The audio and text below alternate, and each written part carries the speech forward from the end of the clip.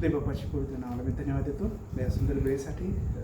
आज आपण प्रेषितांच्या कृत्य याचा 20वा अध्याय आणि 7व्या वचनापासून पुढे काही वचन आपण ऐकणार आहोत. तिथे युथूप या व्यक्तीच्या बद्दल लिहिलं आहे आणि त्याच्याबद्दल सर्व व्यवस्थित विवरण आहे की त्याच्या जीवनामध्ये काय घडलं आणि तो कसा मेलेला जिवंत झाला, ह्या सर्व गोष्टी या ठिकाणी आहेत. आपण प्रार्थना करूया. म्हणून प्रभुराय, आजचं वचन आश्रित कर, आमच्याशी बोल आणि राखून ठेवलेल्या आशीर्वादामध्ये प्रार्थना करू. सर्वसमर्थ देवबापा, तुझ्या पवित्र हातात आम्ही स्वतःला देऊन टाकतो. प्रभुराय, प्रार्थना करतो की प्रभू पवित्र आत्म्याच्या प्रेरणेने आम्हाला चालव. तो आमच्या संगतीसोबत आहे. तुला थँक्यू मनापासून आभार मानतो आणि तुझी स्तुती करतो. तू ऐकणाऱ्या प्रत्येकाला आपली कृपा दे, ध्यानामध्ये राहू दे, त्यांना स्पर्श कर, त्यांना आशीर्वाद दे आणि त्यांना तू बोल आज वचनाच्या द्वारे. आणि देवबापा, तू तुझ्या दासाला देखील सहाय्य कर. तुझ्या हातात आम्ही स्वतःला देऊन टाकतो, तारणाऱ्या प्रभू येशू ख्रिस्ताच्या द्वारे. आमेन. आपण काढू माझ्यासोबत प्रेषितांच्या कृत्याचा 20वा अध्याय आणि 7व्या वचनापासून तर आपण 12व्या वचनापर्यंत काही वचनं ऐकणार आहोत. आपण मी वाचतो आपल्यासाठी. हे मी पंडिता रमाबाईच्या भाषांतरामधून वाचत आहे. युथूप जिवंत केला जातो अशी ही मध्यवर्ती कल्पना आहे. हेडिंग म्हणतात किंवा हे त्याचं शीर्षक. आणि पाहूया 7वं वचन. मग आठवड्याच्या पहिल्या दिवशी आम्ही भाकर मोडण्यासाठी एकत्र जमलो. तेव्हा पौल दुसऱ्या दिवशी जाणार होता, म्हणून त्याने त्यांच्याशी भाषण केले आणि त्याने आपले भाषण मध्यरात्रीपर्यंत लांबवले. हे आहे 7वं वचन.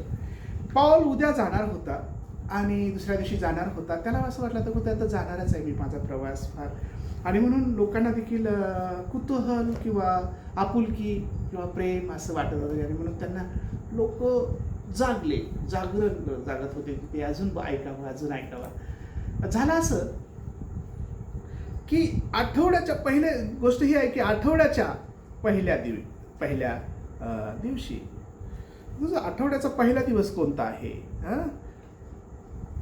अर्थात म्हणजे आठवड्याचा पहिला दिवस म्हणजे जे 7वा दिवस, सप्तकाचा दिवस, सप्तकाच्या दिवशी अशा प्रकारे.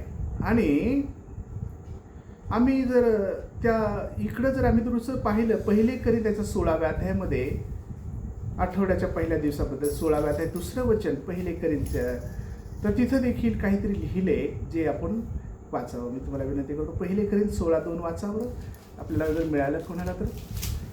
आठवड्याच्या पहिल्या दिवशी तुम्ही प्रत्येकाने जसे आपणाला यश मिळाले असेल त्या मानाने आपल्याजवळ द्रव्य जमा करून ठेवावे, अशा हेतूने की मी येईल तेव्हा वर्गण्या होऊ नयेत. तुम्ही त्या ठिकाणी आठवड्याच्या पहिल्या दिवशी सर्व एकत्र हे करावे, काही जे तुम्हाला द्यायचं आहे देवाच्या सेवेसाठी, दुसऱ्याच्या मदतीसाठी. आणि म्हणून ते आठवड्याच्या पहिल्या दिवशी ते एकत्र यायचे ना, आणि भाकर मोडण्यासाठी. आणि हे जे भाकर मोडण्याचं जे हे आहे, तर याबद्दल भाकर मोडण्यासाठी म्हणजे काय, तर आम्ही पाहूया. याचं वचन 11वं जर वाचलं आपण, मग त्याने वर जाऊन भाकर मोडून खाल्ल्यावर फार वेळ म्हणजे पहाटपर्यंत त्यांच्याशी भाषण केल्याबरोबर तो तसंच निघाला. या ठिकाणी देखील ते वचन आहे की भाकर त्यांनी मोडली. भाकर मोडण्यासाठी ते एकत्र आले होते.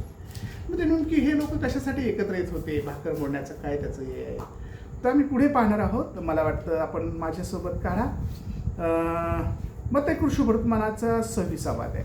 कोणीतरी करिंथकराचे पहिले पत्र 11वा अध्याय. जसं की तुम्ही 16वा अध्याय वाचला तर पहिले करीन 11वा अध्याय देखील आहे. 23 ते 33 वचन आहे तिथे भाकर मोडण्या संदर्भामध्ये. आणि मत्ती 26 आणि 28 यामध्ये देखील आहे. मत्ती 26 ते 28. मग ते भोजन करीत असताना येशूने भाकरी घेतली व आशीर्वाद देऊन ती मोडली आणि शिष्यास देऊन म्हटले, घ्या, खा, हे माझे शरीर आहे. आणि त्याने प्याला घेतला व उपकार स्तुती करून ती त्यात दिला व म्हटले, तुम्ही सर्व यातून प्या, हे माझे नव्या कराराचे रक्त आहे. हे पापांची क्षमा होण्यासाठी पुष्कळांकरिता ओतले जात आहे. आमेन. हा संदर्भ आहे. भाकर मोडणे म्हणजे काय की प्रभू येशू ख्रिस्ताने जे लावून दिलेला जो विधी आहे तुम्ही तसं करावं. जसं प्रभू येशू ख्रिस्ताने म्हटलं हे माझं शरीर आहे आणि हे माझं रक्त आहे, द्राक्षरस दिला होता, त्याच्यामध्ये मी माझी ही भाकर जी आहे सर्व जगासाठी अनेकांसाठी मोडल्या जाते आणि हे रक्त जे आहे ते सांडल्या जात आहे. आम्ही तर ही जी भाकर होती तर ते असं त्यावेळेला प्रत्येक आठवड्याला ते एकत्र जमत आणि तशा प्रकारे भाकर मोडत. तर असं हे होतं प्रेज द लॉर्ड. आणि ते आपण करिंथकराच्या पत्रात जर पाहिलं 11व्या अध्यायाच्या 23 ते 33 वचनामध्ये तिथे देखील तो संदर्भ तशाच प्रकारे आहे. संत पाऊल त्या ठिकाणी लिहितो. ठीक आहे, आपण पुढे जाऊया. आता मला वाटतं पुढे जाऊया आपण 8व्या वचनामध्ये. त्यांनी जे भाषण लांबवलं कुणी? संत पावलाने. तर असं झालं की माडीवर आणि ज्या माडीवर आम्ही एकत्र जमलो होतो, 8वं वचन, तेथे पुष्कळ दिवे होते. पूर्वी लाईट तर नव्हती पण दिवे. आणि युथुक नावाचा कोणी एक, 9व्या वचनामध्ये, युथुक नावाचा कोणी एक तरुण खिडकीत बसला होता. त्याला गाढ झोप लागली आणि पाऊल आणखीन फार वेळ भाषण करीत राहिला.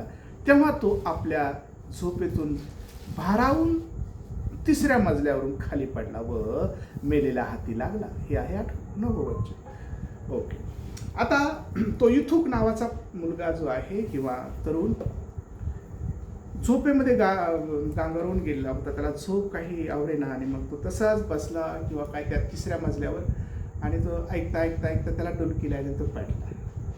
3ऱ्या मजल्यावरून पडणं म्हणजे फार भयंकर आहे आणि तो जणू मेलेलाच हातात लागला. आता पाहूया पुढे संत पाऊलाची सेवा काय होती अशी लोक म्हणतात असतो. त्याने फार काही लिहिलं आणि माझ्याकडे बघून तर संत पाऊल जो होता, देव लक्षात ठेवा, तो फक्त लिहिणारा नव्हता, तो भाषण करण्यात जरी अप्रवीण होता पण सर्व गोष्टीमध्येच काही लोक प्रवीण असतात असं नाही. पण योग्य वेळेला परमेश्वर त्याच्या लोकांसाठी चमत्कार करतो, कार्य करतो. जसं की संत पावलाने काय केलं हे तुम्हाला आणि मला या ठिकाणी समजेल की त्याने त्या युथुक नावाच्या मुलाला खाली आल्यानंतर त्याला आपलं कवटाळून घेतलं. त्याला असं लिहिलं या भाषांतरामध्ये, पाखर घातली त्याच्यावर. पुढे पाहणार आहोत आम्ही हे 10वं वचन. तेव्हा पावलाने खाली उतरून त्याच्यावर पाखर घातली. पाखर घालून व त्याला कवटाळून धरून म्हटले, घाबरू नका, कारण याचा जीव यामध्ये आहे. Praise the Lord. आता हे आहे पाखर घालणं म्हणजे काय. तर पावलाने काय केलं की पाखर घातली. तर देवाला धन्यवाद, ती प्रार्थना होती त्याची, प्रभू याला सांभाळ. हे काय करत होतं? ते पाखर घालण्याचा नेमकी काय उद्देश होता? कुणी पाखर घातली होती? नेमकी काय करत होतो? प्रार्थना. आणि हे प्रार्थनेचं एवढं मोठं बळ आहे. त्या प्रार्थनेमुळे, त्या पाखर घालण्याने, त्या प्रेमाने, त्या कवटाळून घेऊन जो देवाचं कार्य करत होता, प्रभूचा संदेश देत होता. म्हणजे त्याला उद्या जायचं होतं म्हणून लोक म्हणतात अजून सांगा तुम्ही, आता तुम्ही उद्या तर जाणारच आहात. आम्हाला फार पाऊलाच्याबद्दल लोकांना प्रेम होतं, माया होती, जिव्हाळा होता, अनेकांना उत्सुकता होती ऐकण्याबद्दल.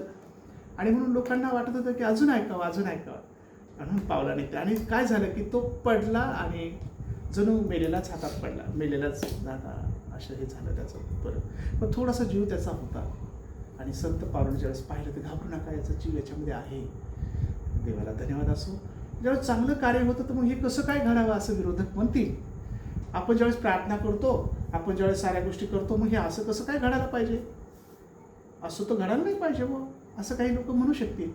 तर माझ्या प्रियजन हो, जे काही घडते तुमच्या जीवनामध्ये, संत पाऊल, त्याची मंडळी, त्याचे लोक, त्याचे जे काय असतील तेवढे लोक त्या घरामध्ये, 10-20 लोक, 15-20 किंवा छोटेसे कुटुंब, त्या लोकांमध्ये निश्चित रूपाने हे घडायला नव्हतं पाहिजे. पण जर घडलं तर ते देवाची योजना आहे. जर काही घडेल तुमच्या आणि माझ्या जीवनामध्ये दुःखाची बाब, दुःखाची गोष्ट, तर ती देवाची योजना म्हणूया. त्याला कधी तुम्हाला दोष द्यायचा प्रयत्न करू नका की असं का व्हावं, असं का. अरे काही गोष्टी गुजरत नाहीत का, किंवा काही गोष्टी आपल्यावर आपल्या येऊ शकत नाहीत का, येऊ शकतात ना.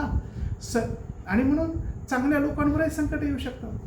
आणि ही गोष्ट पाऊल संदेश देत असताना ही का घडावी, तर देवाची योजना होती ते तसं घडावं. पण देव जो आहे जर ते घडतं तर त्याला जीवन पण देत होतो, असंच काही करत नाही. तिथे मरण झालं नाही त्याचं. त्या युथुक हा मरण पावला नाही.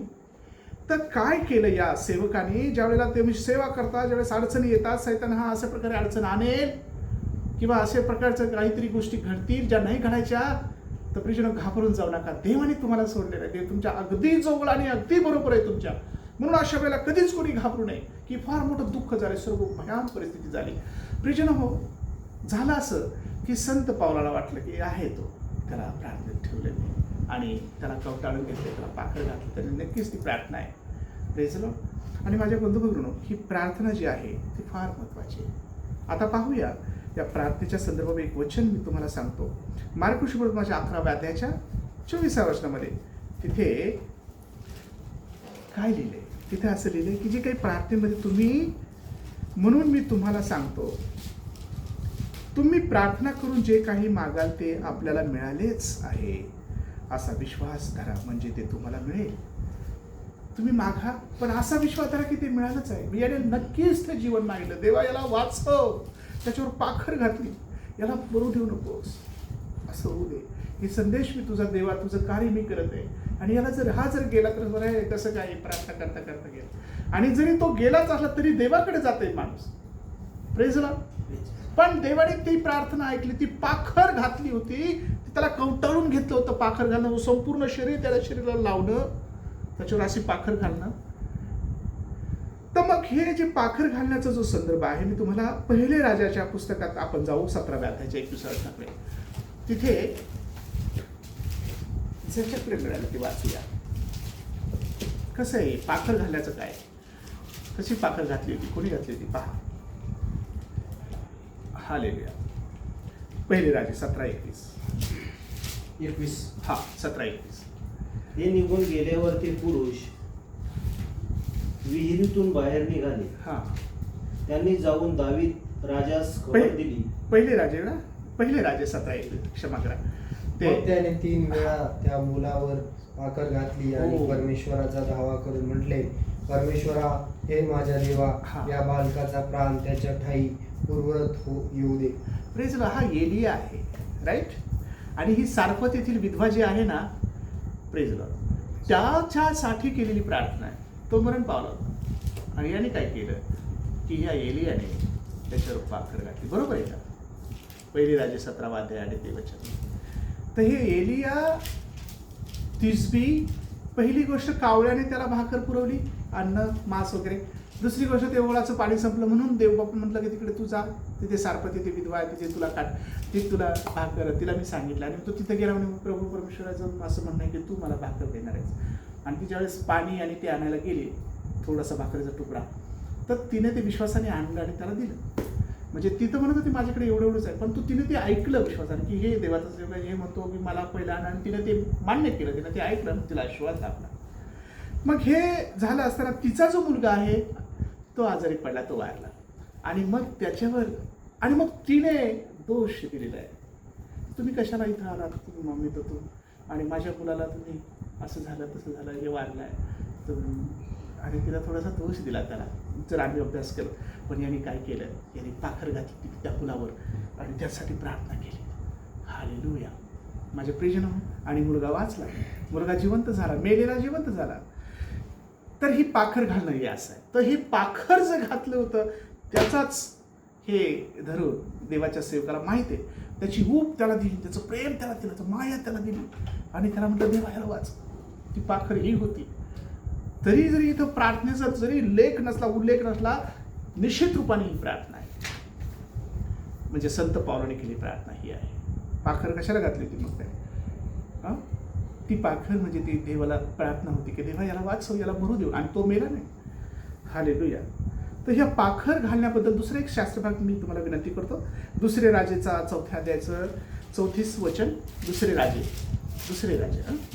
4थ्या अध्यायाचं 34 वचनापासून 27 वचनापर्यंत हे शास्त्रभाग एवढा वाचा. तर हे पाखर कशी, तिथं पण एक सेवक आहे जो त्या लेकरासाठी पाखर घालतो. आणि मग दुसरे राजे 4थ्या अध्याय 34 वचन आणि 27 वचन. माडीवर जाऊन त्या मुलावर पडून त्याने आपले तोंड त्याच्या तोंडाला, आपले डोळे त्याच्या डोळ्यांना, आपले हात त्याच्या हातांना लावले, त्याच्यावर त्याने पाखर घातली. तेव्हा मुलाच्या देहास ऊब झाली. आमेन. अजून पुढे वाचा. मग त्याला सोडून तो घरात इकडे तिकडे फिरू लागला व पुन्हा वर चढून त्या मुलावर त्याने पाखर घातली. तेव्हा मुलाने 7 वेळा शिंकून डोळे उघडले. Praise the lord. आमेन. या ठिकाणी देखील देवबापाला धन्यवाद. त्याचा दास प्रार्थना करत आहे आणि देवाने ते चमत्कार केला, त्या लेकराला जिवंत केलं. तिथं प्रेज द लॉर्ड. हे पाखर घालण्याचं जे काही आहे, तर अशा प्रकारे ती प्रार्थना कृती करून केली आहे. तिथं खाली उतरला, ते सर्व सोडून देऊन. माझ्या बंधूंनो, तिथंच थांबला, ते ब्लॉक तिथं म्हणजे स्टॉप झाले, प्रार्थना संपली, आता असं झालं, तसं नाही केलं त्यांनी. त्याच्यानंतर ते घरात आले आणि मग त्याने ती भाकर मोडली. पुढे वाचणार आहोत 10 वचन. 11 वचन वाचूया. आणि त्याचं असं 11 वचन वाचा कोणीतरी. हे प्रेषितांच्या कृत्याचा 20वा अध्याय 11 वचन वाचा.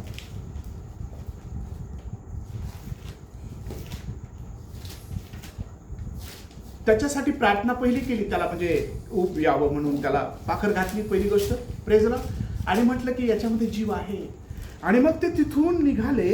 आणि हे 11 वचन काय म्हणतं पुढे, तिथून निघाले म्हणजे खालून वर आले समजा.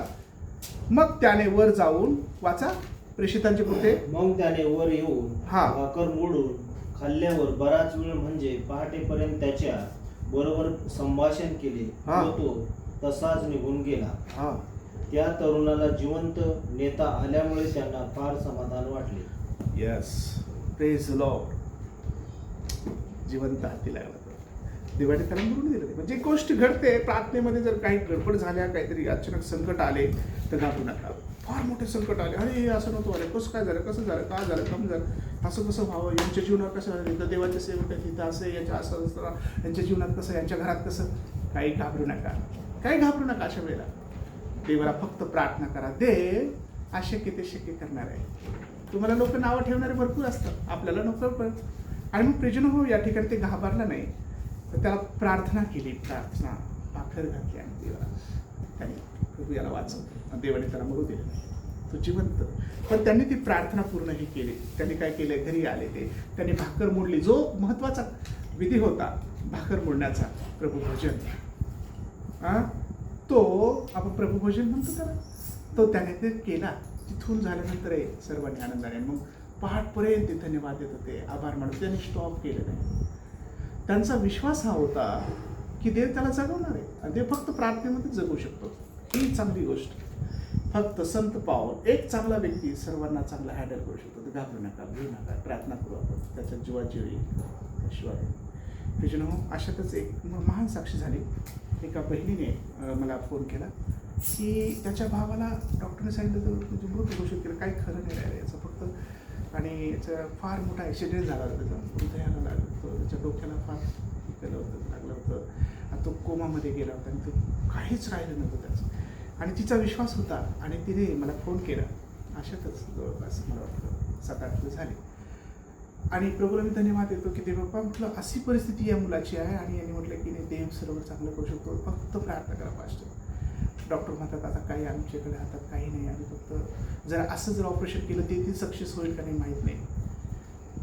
आणि तिच्या त्या विश्वासाने आम्ही प्रार्थना केली की देवा, या लेकराने ज्या विश्वासाने प्रार्थनेचा भाव तो होता.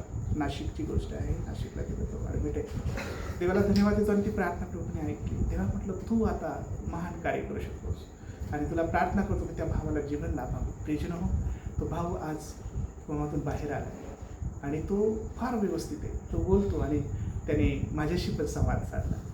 आणि देवाला लाखो धन्यवाद की प्रभू परमेश्वराने त्याला जीवन दिलं. ते सर्व आनंदित आहेत, आशीर्वादित आहेत, ते सर्व कुटुंब आशीर्वादित आहे. आणि हे जे प्रिजन आहे ते गेवराईचे लोक आहेत. त्याचं गेवराई म्हणजे त्याची बहीण गावराईला दिलेली आहे. तर माझ्या प्रिजनात सांगायचं तात्पर्य हे की देव हा अशक्य ते शक्य करतो. ज्यावेळेस तुम्ही हृदयातून आणि जवळपास 3 वेळेला मी प्रार्थना केली तेव्हा तिनं देखील सांगितलं की हे तुम्ही प्रार्थना करा, देव काहीही करू शकतो. आम्ही आणि आपला तर विश्वासच आहे, पण समोरच्या व्यक्तीचा देखील विश्वास पाहिजे. आम्ही की हे देव करतो. आपल्याला तर काय माहिती आहे ती काही परिस्थिती, पण तिला माहिती आहे की देव आता तो काय करतो. आम्ही देव हे सर्व काही करू शकतो. तर प्रिजन हो, आपण आपलं काम केलं पाहिजे हृदयातून. आणि देवाला म्हटलं प्रभू हिच्या विश्वासाला तडा जाऊ देऊ नको, हिचा विश्वास मानिला, या व्यक्तीला जीवन दे.